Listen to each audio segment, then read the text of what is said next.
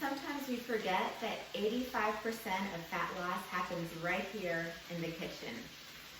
I have 2 little boys, so I'm often cooking 2, sometimes, unfortunately, 3 meals. So I need something fast and delicious for myself.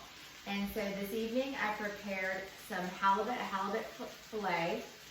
I drizzled a little bit of olive oil on it, sprinkled a little bit of powdered lemon peel, and a bit of salt. So that's done, and right now this takes just a couple of minutes.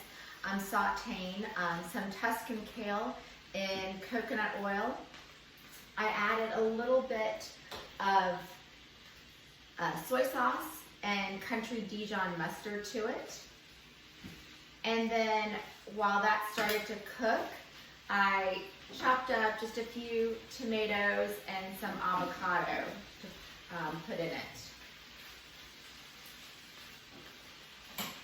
So you have a wonderfully healthy meal.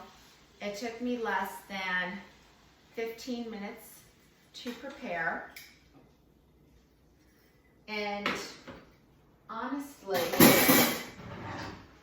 I find that it is almost better than going to a restaurant.